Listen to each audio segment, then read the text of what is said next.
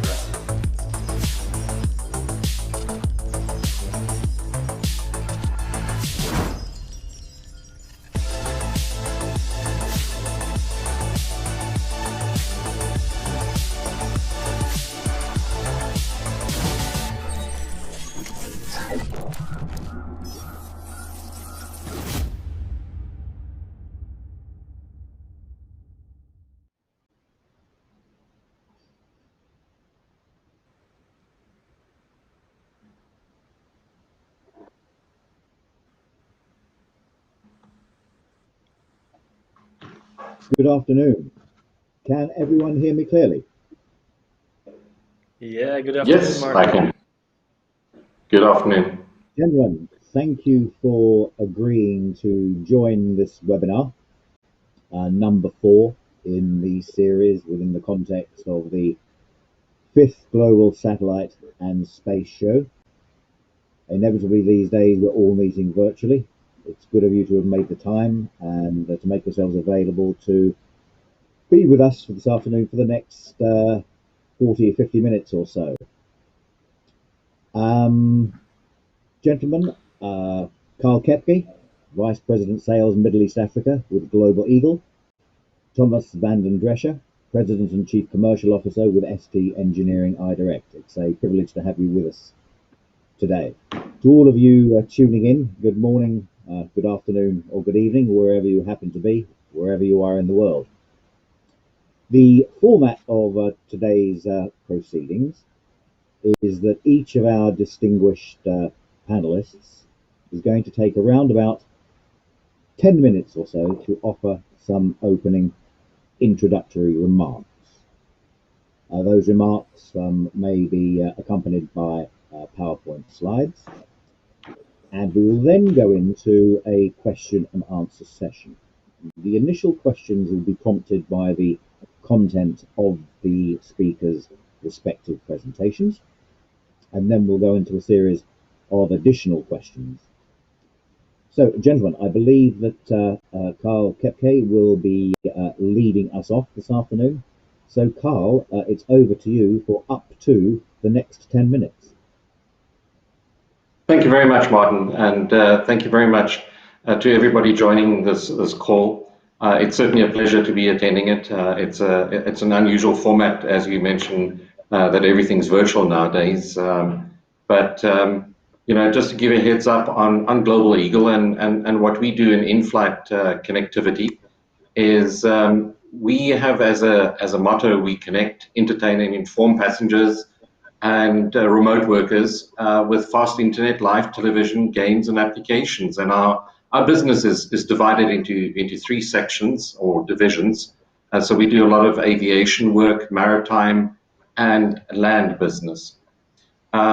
We also have quite a broad spectrum of customers on the connectivity side, on aviation connectivity. Obviously, we've got Southwest Airlines, Norwegian Air Shuttle, LOT Polish, Air France, Fly Dubai, Icelandair, and Turkish Airlines as major customers. And some of the work that some of the discussion points that we'll have today will be based on the experience that we have with these airlines. Obviously, a significant part of our business as well is media and content. and we probably drive about 65% of the entire aviation business as regards media and content, and have some blue chip airlines as customers. The maritime and land business is equally important to us, and likewise we have some blue chip customers there. When we look at our in-flight connectivity, our focus is very much on narrow body aircraft. That has always been our focus. It's always been our strength.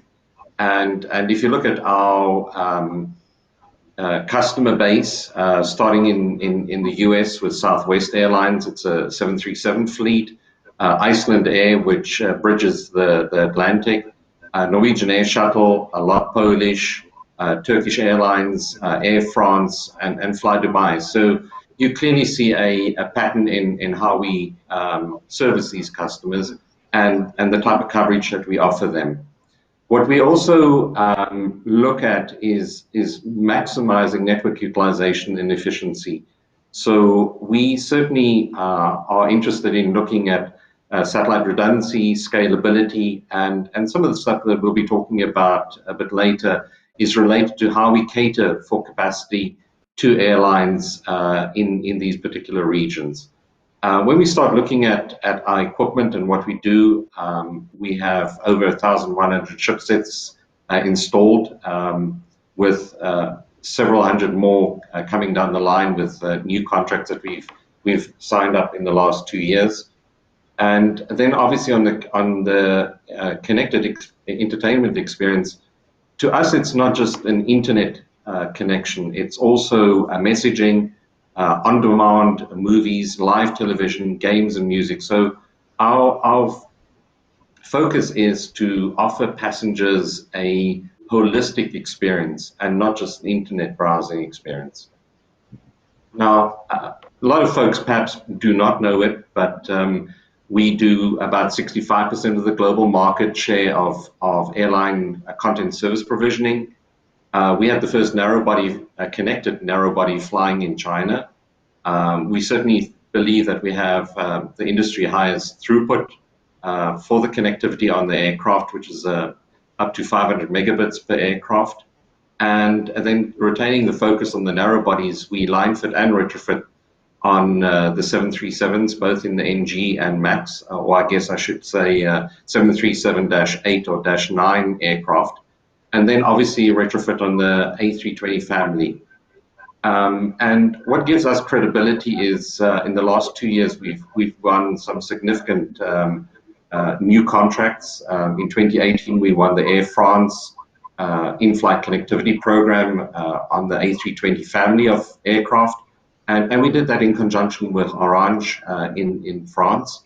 And then last year we won the Turkish Airlines narrow body IFC program or RFP, which is again in excess of 100 aircraft consisting of A321s and 737s. And that particular contract we did in conjunction with a local Turkish partner called Profen, who will be driving the service in Turkey for Turkish Airlines. And then lastly, we do support the single largest connected fleet in the world at the moment, which is Southwest Airlines. If their MAXs start flying, they'll have in excess of 780 aircraft in the network, and it's the single largest connected fleet. We also pride ourselves, as I mentioned, on the holistic experience of passengers. So we spend a lot of time and energy and effort in creating an interface to the passenger that allows them to experience multimedia and connectivity and not just a pure internet browsing experience. So we do live television, as we mentioned. We also do on-demand content delivery to passengers and crew devices, and that could include TV shows, movies, e-publications, newspapers. Now lately with the touchless environment, we also do promotions, advertising, safety videos, duty-free magazines, everything on board the portal so that people on their personal electronic devices can actually experience that interface. It also allows, obviously, to do ancillary revenue. And then, as with everything else, all our data is managed, and we can measure it, and we can certainly work with the airlines on optimizing the experience of those particular passengers. I also think that one of the things that we really excel at is that we have a fairly comprehensive global network, because with our maritime and land business, we literally cover everything in the world at this point. We also have pretty seamless coverage to passengers when they fly in a particular region. We do what I would call rack and stack satellites. We are satellite agnostic, so we do not depend on a particular satellite as long as the performance and the price is correct. And so we are able to actually, even in high throughput or high flight path regions, be able to provide a quality of service to the passengers and to the particular aircraft. And we are not dependent on the capacity of a single beam. We also have flexibility and redundancy in our networks, which allows us to back up our system. And the performance measurement that we do as well is critically important to us, because if you can't measure, you don't know. So that is an ethos in our organization. So Martin, with that, you gave me 10 minutes, and I think I just made it. So thank you very much. Okay, thank you very much, Karl. Now over to Thomas van den Driessche to deliver his 10 minutes of opening remarks, and then we'll go into the questions linked with the presentations and also the more general questions. Thomas, a pleasure to see you again, and it's over to you. Yes, Martin, thank you. It's great to see you guys. And I'm so happy you chose Shaping the Future again as hashtag for this global seminar, because that's exactly our tagline and has been for a while at both New Tech in the past and iDirect now. I also have some slides to share with you. And there we go. You saw the Shaping the Future title pass by very quickly. But again, that is through the means of whether an improved service or to the means of advanced innovation and technology. That's exactly what we want to bring to the global in-flight connectivity world. On the next slide, you will notice that ST Engineering iDirect has been a mobility platform choice throughout many years in the mobility market in general. That's not just in-flight connectivity, but also the maritime experience in the world, of course. We serve just shy of 50% of the commercial aviation market. In contrary to what Karl said, our main focus starting point was wide body airplanes. And obviously we moved into the narrow band, not the narrow body, and into commercial jets. We have more than 20 years of experience in mobility, and the multi-service platform kind of enables high performance aero connectivity, but also some of the other applications that you would find under the same footprints of those satellites. So that's one of the advantages, of course, of having a multi-service approach, which is you can kind of leverage aero connectivity with other types of land or mobile connectivities. So more than 4,000 remotes on the aircrafts, and that is, if we look at the, we would add the backlog to that, we would be serving well over 55% of the market. Trusted technology partner, of course. We are not a service provider or a direct, or we do not directly cater to the airlines themselves, but to the well-known global satellite operators and service providers around. And there's a list, and then you'll find that most of the satellite operators are our partners in crime for in-flight connectivity, then delivering to global service providers in the field who serve all of the airlines, similar to Global Eagle. On the next slide, maybe some reflections on what we believe the market is, or what the market looks like, or how the market is evolving today. Obviously, we are a tremendous believer in the relentless demand for connectivity, but on the other hand, obviously we've seen a major hit and impact of the airline market and the passenger traffic in general. So we have to be realistic on the market evolution. I'm sure you'll have some questions about that, Martin, moving forward. The strong belief, of course, in the future comes from passenger connectivity demands. Today, more than ever, we kind of figured out that we need connectivity to do business and to form a community in general. We've been in home offices for maybe 6 months. So when we get back to flying, the one thing that we will require is connectivity, I'm sure. It will feel very strange to lose that one thing that we rely on so much when we get back on an airplane. So office in the sky, passenger connectivity, not just for productive means, but also for the entertainment that we rely on so much through connectivity. Definitely one of the biggest elements to get back to a positive view on in-flight connectivity in general, this relentless demand that we'll see coming back. Now, when do we see it coming back is something, a vision that we do share with NSR. We don't believe that this ramp up of installs and free service business models will come back very fast. So we don't see a recovery in the next 12 months. We rather talk about a window of 18 to 24 months that we will have to wait and to see a significant market recovery and growth.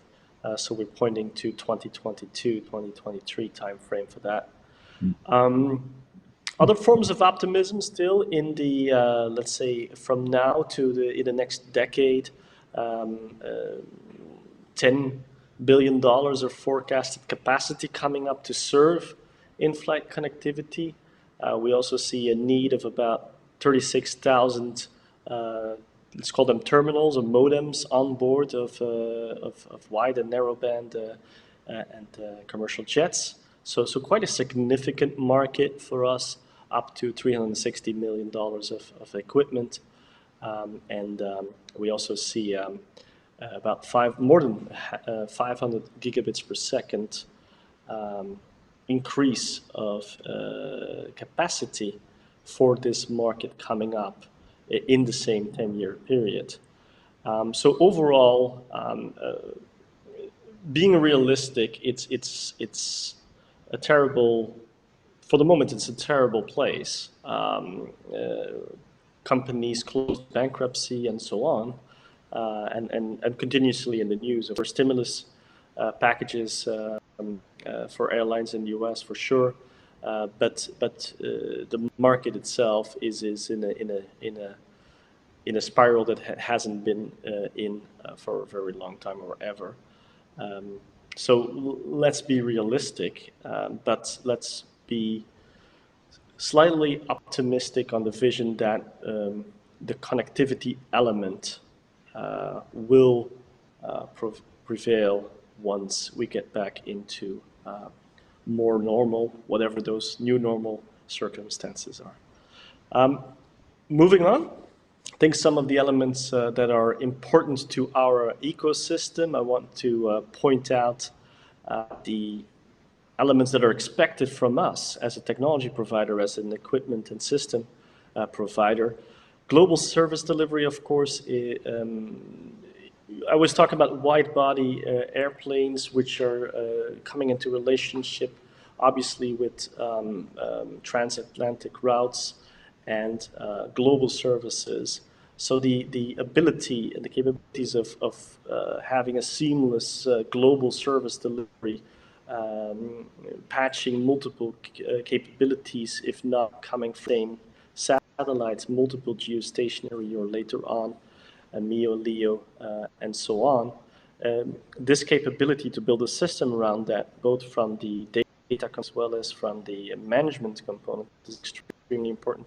Customers and our partners, that goes all the way up to indeed GEO, MEO, LEO, and even high altitude, let's say Earth orbit for polar routes. Tied to that, service orchestration, the ability to set up and tear down and links across the resources, mainly important for the advanced payloads that we see in middle and lowered orbit satellites, but also the ability to follow route. We know that those airplanes that pass by are switching beams, are not continuously causing the same traffic pattern in different geographic footprint, or obviously at different time zones. So there's quite a big need to kind of orchestrate those services to have the optimal use of satellite. Tied to that, maybe software-defined networks, another advance in technology that is definitely valid for satellite networks. Software-defined to mimic different terrestrial capabilities as well, but also to adapt to traffic flows and to redefine functions of modems and terminals and make those match maybe with the onboard, let's say, other installed equipment like phased array antennas and so on. So that requires a non-fixed type of hardware programming, but more a software or network-defined type of programming. Abilities to provide partnerships or have at least provider partnerships, meaning some roaming capabilities amongst service providers, amongst satellite operators. We can't always have airlines rely on one satellite operator or one type of service provider even. That would cause maybe too much overhead at service providers as well as airlines.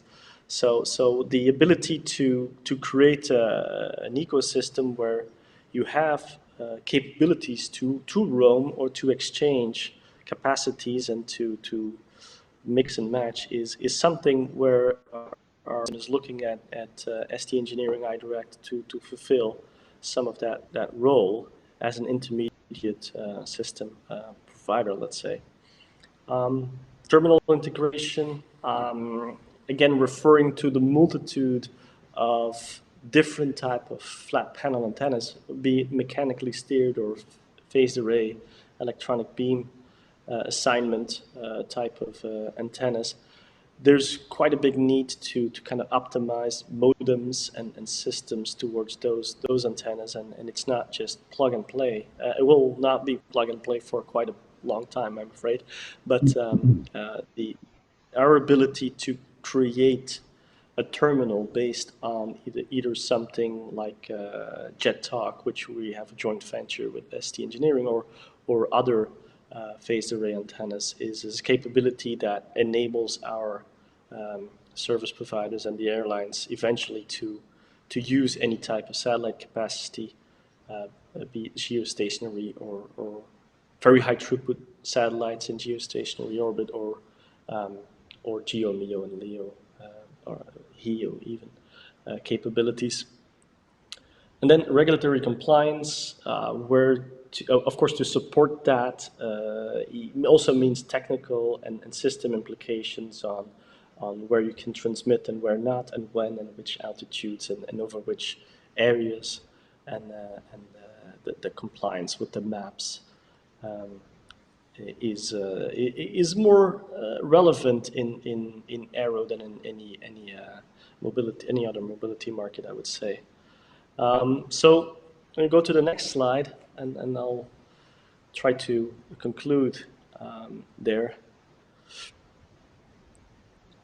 And I can't click on the slide, so someone will have to do that for me. Okay, thanks.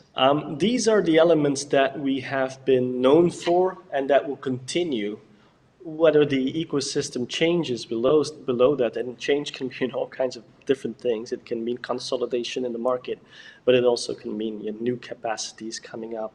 The quality of experience is extremely important. When you listen to Karl, in order to provide services, whether it's connectivity or entertainment, you need this fundamental quality of experience below that is more than quality of service in terms of availability. And it leads to new things. We know that air-to-ground connectivity or LEO connectivity has a lot lower latency than geostationary. So to enable those services that can rely on that low latency, that is also part of the upcoming quality of experience in MEO and LEO. Reliability, consistent connectivity, in all kinds of environments. We have nice examples where we have a mobile fabric covering geostationary, kind of old school, I would say, wideband, and at the same time have very high throughput satellites in the mix in the same fabric, and we see our partner airplanes flying through those beams and having the need for very diverse formats of consistent connectivity, whether it's in very low modulation or very high modulation, very fast beam switching, or beams that are very big, and a mix of all of the above. So that is our role, to provide that consistent connectivity throughout whatever fabric is behind the service. We don't want people to have to know that they're flying in X, Y zone. They just want the service quality. And again, we are there to innovate while the satellite infrastructure itself is innovating and more capacity is being pushed into the aero services, whether we want it or not, but it's happening. Okay. I think we can conclude there for the engineering iDirect part. Okay, Thomas, thank you very much indeed. They were obviously necessarily brief presentations, but you both presented a thoroughly comprehensive overview of your respective organizations' contribution and input into this particular SATCOM's vertical market. I'd like to open with a general question. In part, in a way, your respective presentations have already addressed this, but I'd like perhaps to take it to the next stage, in as much as what is it that really makes this revolution of in-flight mobility? I mean, Karl said, for example, that their focus is on the narrow body market. Thomas, yours has moved into narrow body, but originating in wide body. What are the key considerations that make what we have for a while been describing as the revolution in in-flight mobility, and where are we going to go next with it? Karl. Yeah, thanks, Martin. I think, our view is, again, the QoS, or whether it's a QoS or a QoE comes up. I think that to us is fundamental in serving passengers. Everything is driven towards what the passenger does, what the passenger sees, the interface the passenger sees. We, for instance, see a direct correlation between what is on the portal and the take rate on a particular flight. So to us, it's very important to make sure that what the passenger sees, the interaction, the interfacing, the way they actually purchase the service on a purchase service, whether it's with Apple Pay or a credit card, that we find there's a direct correlation between the experience that people want on the ground and in an aircraft. And when you start looking at services like gate-to-gate, in other words, as soon as the passenger gets on board the aircraft, he's automatically, connected to the Wi-Fi network. He's automatically surfing in the takeoff stage, in flight, landing, and waiting to disembark. Again, if you have a continuous service, that's what customers want. and we really spend a lot of time and effort on that as well. And then as regards technology, like I mentioned, we satellite agnostic. We are actually also LEO geo agnostic. We have run tests with a LEO with our 2-axis antenna, and the slew rates were fantastic. We ran an operational flight, switching between a GEO and a LEO and running a continuous service. And that's obviously the direction, as Thomas also mentioned, going to LEOs, that we investigating and that we're working on. So to us, again, it is purely based on what the passenger gets and what they want. Thank you. And Thomas. Yeah, I think Karl is right when the let's say the simple answer to the question what defines the revolution of in-flight mobility is actually the passenger, right? What is the expectation of the passenger once he gets or he or she gets back on the plane? Huh? That may have changed throughout the lockdowns and the COVID situation, but it's the passenger and the consumer behavior that defines that revolution. And I stated before, we are so much relying on technology and connectivity today that I would expect that in-flight mobility connectivity element is going to be top of mind on the passenger side.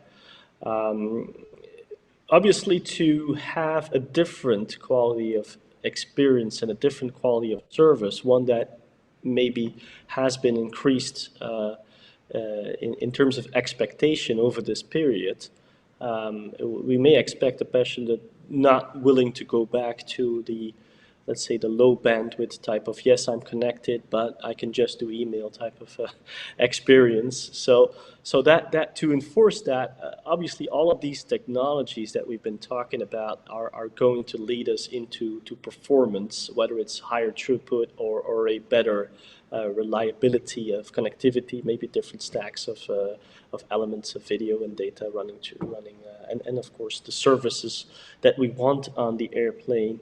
That may be more the in-flight type of services that are typical for the narrow or the transatlantic flights, whatever that may be in terms of point of sale or so on. But all of those elements of technology, like some of them to you that for me are the fabric of revolution in the in-flight mobility. It's the performance, it's the waveform efficiency for different types of satellites, capabilities, orbital innovations that we talked about, even with software-defined satellites, smaller antennas, very high throughput satellites, HEOs for polar orbit and MEO and LEO, platform innovation on the software-defined either radio or software-defined networks and the orchestration, and of course these flat panel antennas together with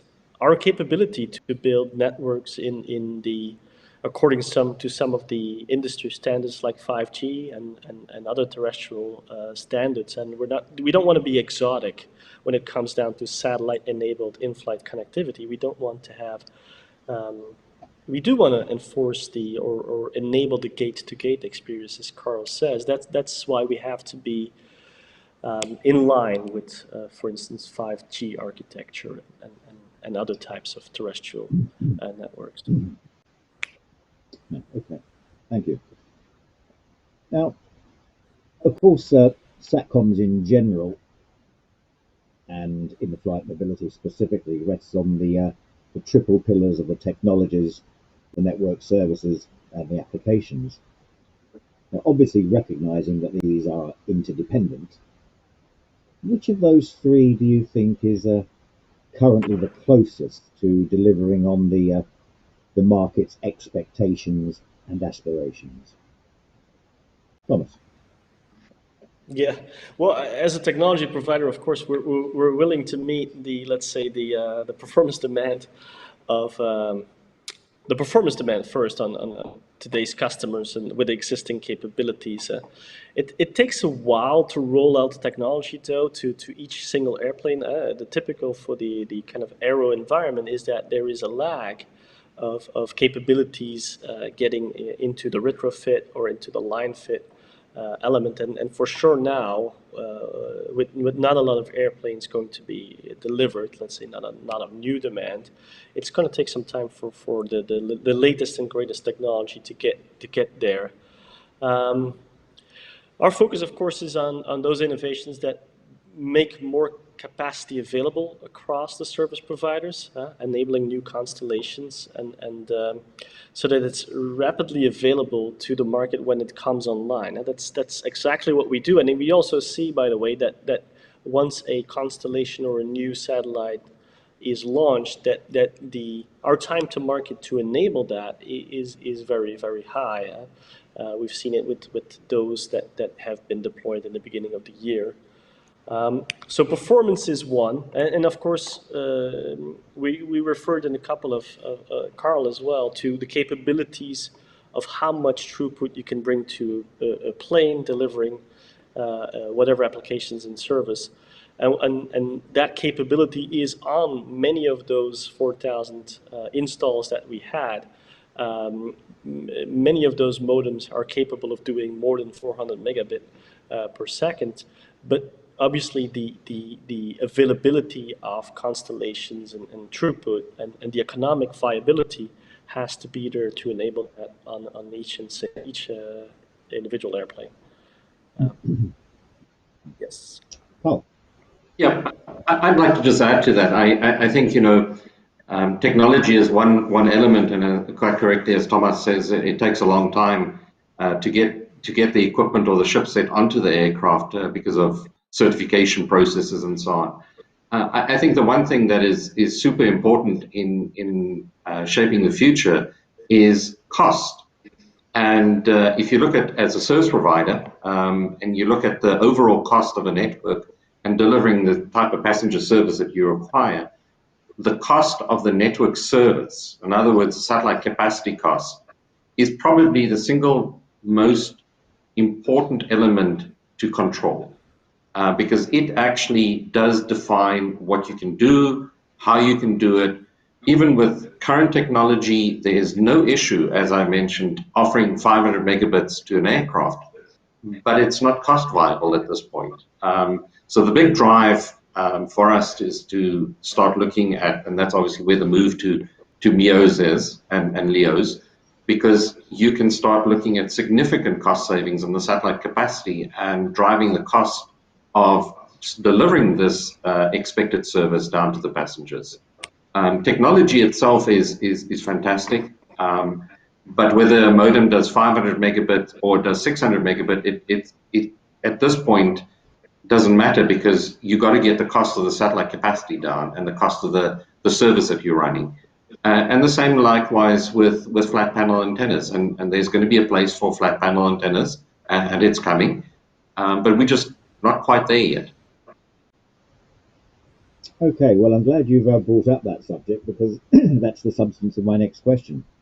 Now, of course, going into the new LEO era, and we're already firmly within the MEO era, we have the platform, the aircraft moving, and we have the satellites moving as well. So that then leads us on to what has been described as the era of the transformational antenna. So I've got two interrelated questions, really. Where do you think we are with these various transformational antenna technologies?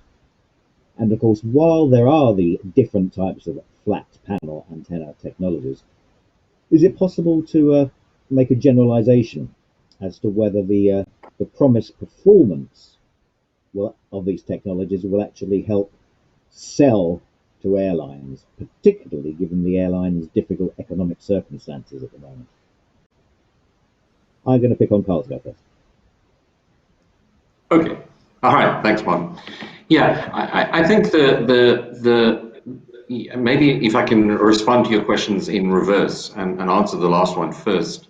I don't believe that flat panel technology at this point will make the sell to airlines. As I mentioned, when you look at the cost of the equipment of a ship set,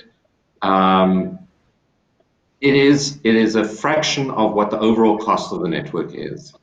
So I think airlines look at the overall cost of the service, what it costs them, and certainly if you start driving the cost of flat panel antennas down, it certainly does help. But I don't think it's an overriding factor in making the sell to an airline. And maybe answering your first part of your question, certainly a lot of the antennas are maturing. We certainly are actively engaging with most of the satellite or flat panel antenna manufacturers. We are working with them, but likewise our 2 and 3 axis antenna that we have at the moment, which is a flat aperture, as I mentioned, is working on an aircraft and is being used to offer us a test between a LEO and a GEO. So we don't see that our existing antennas are putting us at a disadvantage in the LEO market. But certainly going forward, competition is good. All the flat panel antennas that are out in the market are certainly driving to a point where they will become economic and where their performance will be suitable for the LEO constellations. Obviously, the LEO constellations also have very specific requirements on the antennas as far as the performance, look angles, beam widths, switching capabilities. And there's still quite a bit of work to be done between the interface between the antenna manufacturers and the satellite providers. So, Okay. And Thomas, your view? Yeah, I must say that I do think that we should not underestimate the impact of phased array antennas and electronic steering antennas on the market and the potential. Because, like we've said before, it's the cost element of capacity that is key to enable those business models that the airlines want to enable. And some of that cost or low capacity enablement will only be available through the availability of phased array antennas and electronic steerable antennas. And I refer to that specifically because obviously we've been deploying a lot of phased array antennas as such, but most of them in the past were mechanically steered, right? They were flat and phased array, but they were mechanically steered. So let's say the phased array antennas that we are now looking forward to are obviously a multi-beam, for instance. So connecting to multiple beams at the same time, doing make before break, maybe connecting to GEOs and LEOs at the same time for different purposes, maybe for live TV versus data connectivity. But definitely the capability to exploit all those constellations that we do expect, or at least the ones that we do expect to be launched, just for the sake of having access to the low priced megabit is exactly why we need those antennas. And we know that we're in a joint venture.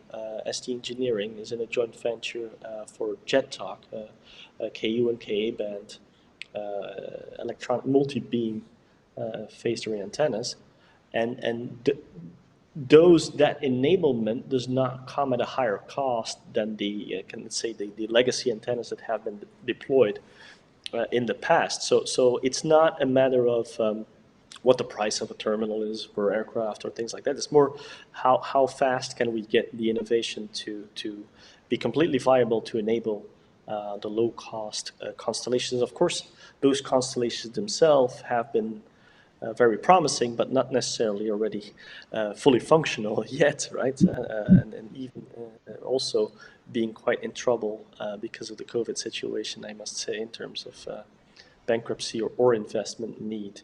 But I would never underestimate what that capability enables in the future. Yeah.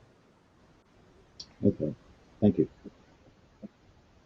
Thomas, in the course of your presentation, you referenced the latest NSR market analysis and forecast.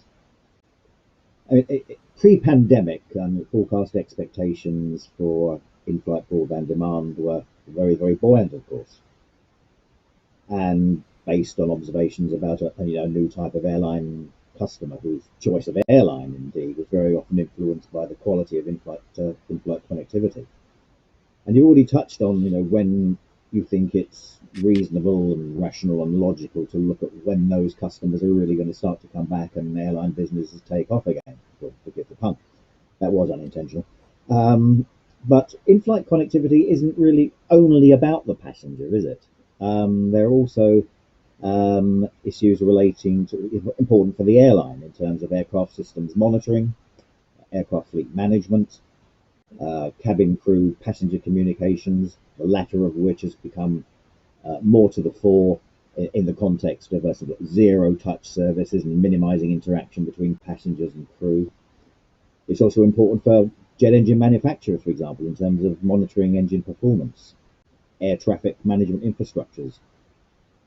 Are these additional types of applications of the same level of proportional importance vis-a-vis the passengers' communications, or has the relationship between the two changed as a result of a different level of current passenger demand? And are those other application areas, are they an important sell for the airlines and other stakeholders in the industry? Thomas.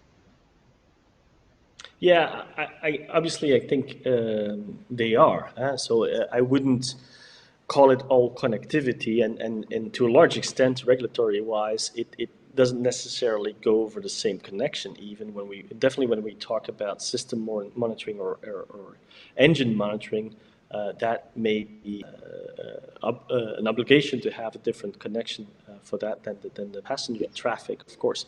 And is it a different thing? Yes, not just from a technology point of view, but from a business point of view as well. A lot of what we're talking about is, monetizing IoT to a certain extent, and passenger data, and these additional point of sale services or the no touch. We definitely will be happy to have some form of less interaction with personnel, and still have a very, very good service when it comes to what you expect to have when you're sitting on an airplane for a long time.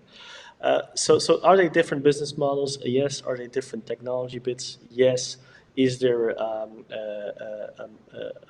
revenue model behind it? Absolutely. Is there a link between connectivity and entertainment? Yes, ask Karl. But also, cabin crew, passenger information, aircraft fleet management. We talked about the engine aspect, all different things, and let's say the complementary technologies like air to ground will also always have a role in that as well. If you need to separate things, if you truly want broadband for your passengers and you have a couple of hundred of passengers, that is going to take a lot of bandwidth that you could separate off of, for instance, that you could use satellite, high throughput satellite for, while you would, for instance, be limited in air to ground capabilities. So you could separate those networks, and we've seen also the L band and S band type of separation between services versus KU, KA band for broadband applications. So definitely multiple revenue models behind these elements. Yeah. Thanks. Karl. Yeah. I'd like to just add, we certainly do see that. And I think one of the things that we also pushing for is updating of IFE content. Satellite has traditionally always been great for multicast and unicast. So we have a touchless environment for customers or our airline customers that update their IFE content over satellite and use a multicast capability, and do not require maintenance teams to run around from aircraft to aircraft with media loaders and USB sticks to update the content for the next cycle. I mean, it sounds I used to work many years in the terrestrial satellite business, and multicast is bread and butter business, but yet in the aviation business, not many people are using it. So absolutely, we're definitely seeing the connected cockpit coming in, electronic flight bags, weather maps, that kind of stuff. Certainly complementing the business case when you start looking at selling to an airline. Okay, thank you very much. Now, of course, we know the airline industry, your customer, is dependent in turn on its customers returning for business travel, holidays, etc., etc. Do you think there would be any degree of additional time lag between the passengers returning and the airlines again returning to a degree of budgetary confidence to start spending money again on bringing passenger in-flight connectivity? Would there be some sort of time lag between the two? Because clearly the airlines are going to need to stoke up their coffers again once the passengers start paying fares. But there might be something of a delay in terms of when the airlines themselves are prepared to start expending money and making budgetary provision for both capital and operational expenditure. So this is probably the last question, gentlemen, the time we have available. So I'm going to let Karl go first, and then Thomas can round off for us today. Karl. Okay. Yeah, Martin, I certainly think there is going to be a time lag. I think what the challenge that airlines are facing at the moment is that the flight levels are incredibly unpredictable. Some of our airline customers have planned on a certain amount of flights based on historic, flight data. Also thinking that particular countries have opened up, just to have their planned flight levels for the next week slashed by 80% because countries, close borders again. They're not able to travel to destinations that they planned on traveling to. So it's changing from day to day, and I think until there's a certain level of repeatability or confidence in airlines that they'll be able to maintain the flight levels, and as you quite rightly say, have the passenger numbers up. We're certainly seeing all the airlines that we deal with going into a cash containment process, and certainly are not talking about expanding on non-core expenses at this point. We're seeing that in the media side as well, and I think most importantly, there has to be some form of normality before airlines start looking at expanding in that. So I certainly confirm that I believe there will be a lag. Yes. Thomas, of course, you're also 1 degree of additional separation as compared to Karl in terms of your not having direct connections with the airline industry. But what are your overall impressions in terms of the question that I proposed? Well, a couple of views. I think before the pandemic, we saw a number of airlines looking at a free service, right? That has diminished somewhat. I still think there are some like Delta Airlines that are trying to differentiate by still introducing it. I honestly believe that there is no investment climate now because of the pandemic and the effect it has on the airlines for some time to come. So there will be a lag, as your question stated. There will be that lag between the expectation of the consumer, the passenger, and what the airline has invested in.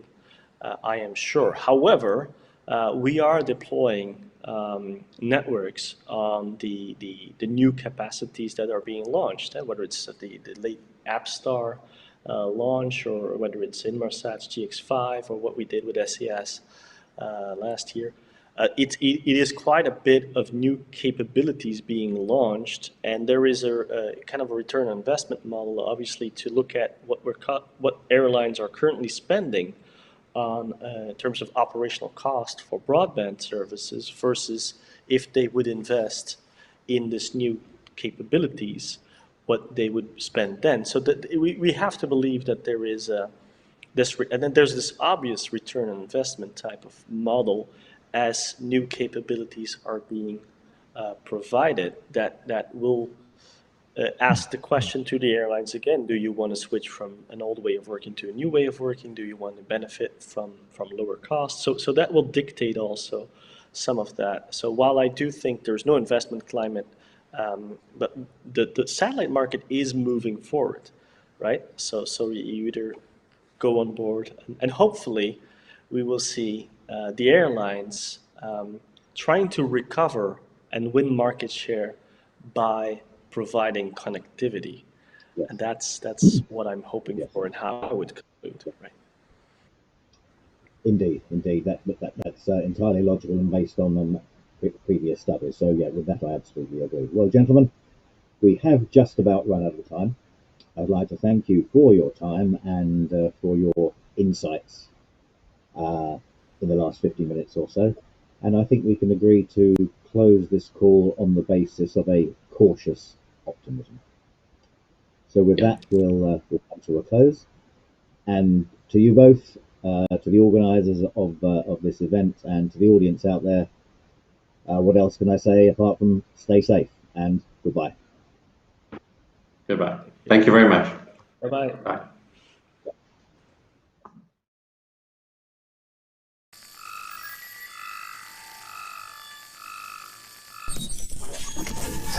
Apollo 11 Houston, you're good in 1 minute.